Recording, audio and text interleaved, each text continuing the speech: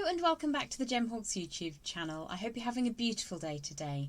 For the free wire tutorial here on YouTube today, I'd like to share a really useful technique with you.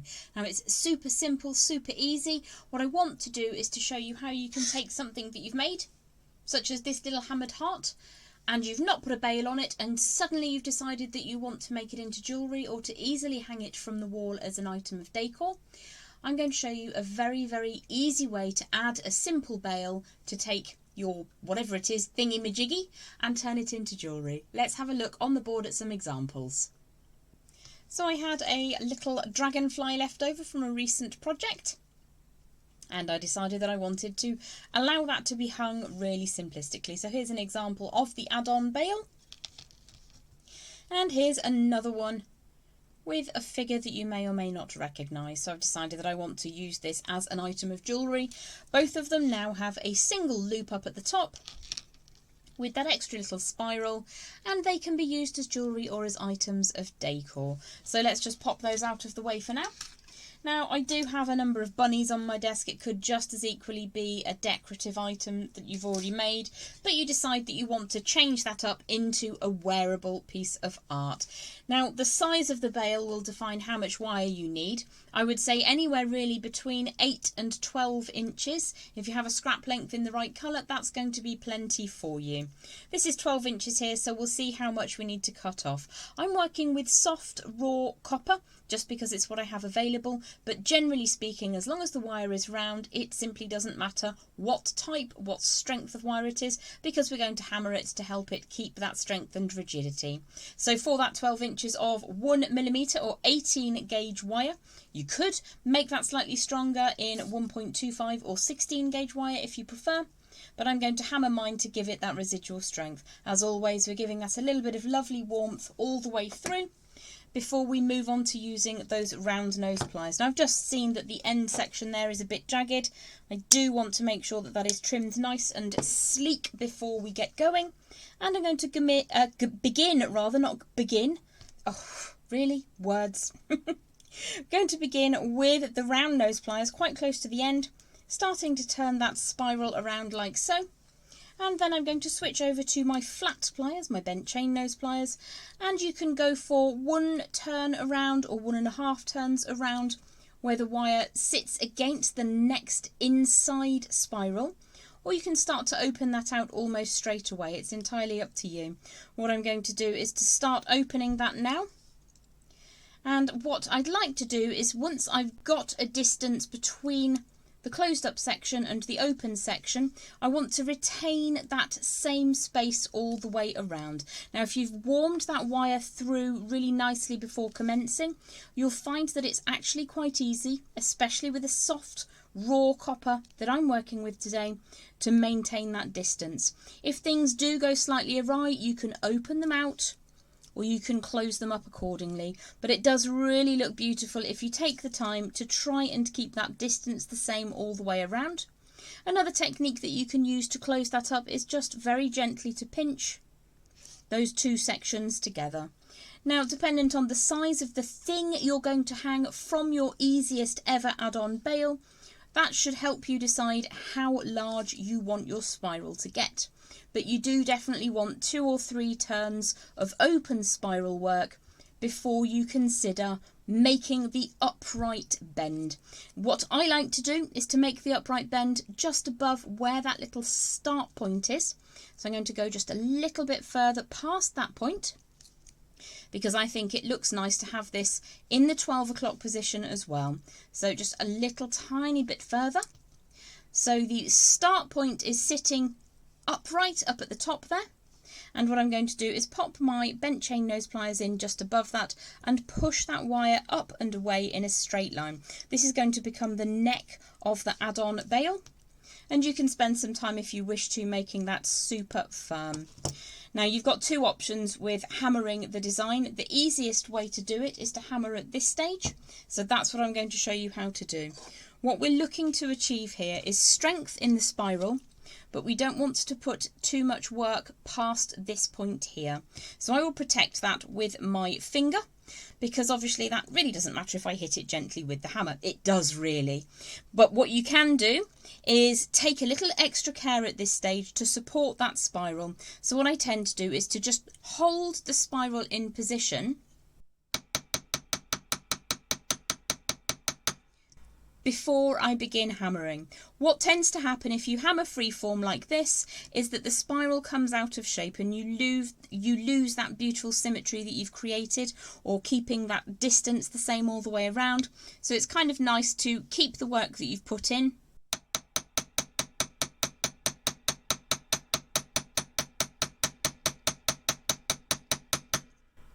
If you don't wish to use a hammer and block, what you can do is simply use a slightly heavier gauge wire.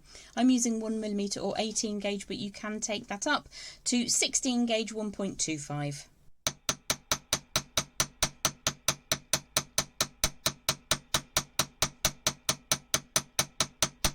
A simple chasing hammer or a very inexpensive toffee hammer will do the job, and a standard mini steel block from our friends at Impress Art is what I'm working with today. Let's pop those tools back out of the way. So to generate the part that will allow you to hang this, what we're going to do now is to hold in the same plane. So if we imagine that the spiral is flat between two panes of glass like so, we're going to hold that in the same plane as the desk and then push wire forwards up at the top like so, so that it's coming away at approximately 90 degrees. Now you can use a pen, a pencil, the largest part on your round nose pliers, or you can employ your bail makers. I like to use bail makers because they're so easy. We're going to rotate those around to get the first half of that round shape. It's more like the first quarter. And then I'm going to bring the tail all the way around that round form. You could be using dowel, whatever it is you have available to you. You don't need specialist tools. So I've got a good sized round form there. Now, bearing in mind, if I'm going to be adding something as large as this dragonfly that I added on earlier on, I'm going to want to reflect that with the size of chain or material that I'm hanging from. So I've made quite a large hole up at the top there to use as a bail. If you know you're going to be hanging something small and you will only ever want a fine chain, then you can balance that by making the circular form a little smaller. So what I'm going to do now is grip across that round form, making sure I'm not squashing down where any wire crosses over, and I'm now going to rotate around the neck part of that bail. Now, because we didn't hammer up at the top, it can be a little bit floopy, especially if you're using soft wire. So I'm just going to pinch that to try and keep that nice and neat and tidy as I bring that around a little bit more. So I'd probably go for 2 or 3 wraps, or what you can do is completely fill that neck section with wire wrapping. So if I just push that down into position. We started with 12 inches of wire today, and we've got around about 3.5 inches left. So that's a good amount to be working with. I'm just going to tidy up that little spiral before I move on to the next section. Give that a tiny bit of a squish and a squeeze to make it all neat and tidy. And then I'm going to trim away to about 1.5 inches in length, round about here. You can always measure if you wish to. I tend to just do it on the fly. And then I'm going to employ my round nose pliers to create another spiral. Now, you don't have to have spirals on the upper section. Let's just grab one in. If you don't want a second spiral, you can simply take the wire to the rear of the design, truncate it at the back, and then smush that smoothly down so that it hides away. But what you can also do is pop a little spiral on the top of that design as well. I think it's quite attractive, and I think it balances out the add-on section of our easiest ever add-on bail. So if I just rotate that around to create my spiral, what I'm going to do is show you that sideways first. And then I'm going to push that back up against the neck of the design. Now, if you give that a squish, it will drop slightly. And you can take more time than I am just to get that to sit exactly how you want. You can also drop it in the opposite direction over the centre of the spiral if you prefer. So we've created our spiral with a simplified bail up at the top with a little coil just hiding some of the action. As I said, you don't have to have that second spiral. You can just truncate the wire at the rear of the design, smooth that down neatly. I'm now going to show you how you can add that onto a piece that's got 2 points of connection. I'm going to sit it like so and wire that all together, but I will show you again the other couple of design options that I have and chat through how you can attach that to a single point of connection as well. So this piece has 2 points of connection, and that's what I'm going to show you how to achieve today with the heart, because it tends to be the majority of the pieces that I want to add on later have got 2 points of connection. However, I'll just chat through the other one as well. So you've got your dragonfly with those 2 sections there that you can attach to, or you've got this little figurine which I have done something very similar, but there's just a single point of connection on the design feature itself, on the charm or pendant or whatever it is. And there we go, let's pop that out of the way. So we've got our add-on bail, and the reason that we hammer this is because we don't want it to come undone. If you're working with a slightly heavier wire, I would still say maybe give that a little bit of a light tap with a hammer anyway, just because you don't want somebody to accidentally catch that and pull it away. This is just 1mm or 18 gauge, and it's quite strong, just with that little amount of hammering that we did today. So do consider that when you're choosing wire for your design. So this is a piece of heavy gauge wire. It was 1.5mm gauge, 14 gauge, which I absolutely smashed quite a while ago just to practice some getting textures and things on the wire. Haven't done anything with it yet, so I thought I'd use it in today's video. So what we're going to do is to take a scrap of 26 gauge 0.4mm wire. This is only around about 5 or 6 inches, and it's a great way to use up scraps that you didn't really have any other plans for. So because I've got 2 points of connection on the design I wish to hang from the bail, I'm going to find the centre of my scrap of light wire, and I'm going to just thread that inside the spiral down at the base. And what I want to do is to rotate around that central section at the lowest point of my spiral add-on bail a good 5 or 6 times. Now the number of times you're going to wrap here will be defined by the gap you're looking to fill, and the gap is the space between the 2 points of connection on whatever it is you're adding to. So 5 is not going to be enough. But what I want to do is be mindful that I have an equal amount of wire available to me on both sides. So I'm going to take another couple of rotations with the longer section of that scrap 0.4mm or 26 gauge wire, and just get that nice and tightly wound around the 6 o'clock position on that add-on bail. So if it's not behaving for you and you need to tighten that up, you've got a couple of tricks. You can just rotate with those pliers to smooth that coil out. And let's give that a little bit of a squish up as well, just to make sure that it's sitting neat and tidy. Give that a tiny, tiny pinch and we are good to move on. So I want to centralise that little coil of finer gauge wire down at the 6 o'clock position, sitting neatly underneath the bail and underneath that central spiral. So I have one side where the small wire, the finer gauge wire, is underneath the little add-on bail, and one side where it's above. And what we're looking to do is to insert the piece we're adding on, the piece we want to hang from our add-on bail, and make sure that it lines up as adjacent as possible to the bail itself. So because my finer gauge wire was underneath on the right hand side, I'm going to ensure that it is underneath the piece that we're adding on as well. So if I just pinch that firmly with my non-dominant hand, we'll work on one side only, and I'm going to bring the tail up and through and make sure that these 2 sections of wire are completely snuggled up side by side. So I've got a nice access point on this side. So I'm going to draw that finer gauge wire down that access point and just scooch that wire tightly up against that nice little coil that we made on the hanging section itself. What you can do also is push that leading edge through, and I'm going to go probably for 3 wraps around both the add-on bail and the piece we're looking to attach. So I've got those 3 little bars showing nicely in the light there. And then I'm going to finish off with wraps around just the add-on bail. Now it can be tricky to get them to scooch up neatly, so you may prefer to go for a larger number of wraps around both the add-on bail and the feature item itself. I'm just going to show you that with my scrap of wire I've got 5 good wraps now around just that add-on bail, and I'm going to push that very, very firmly down.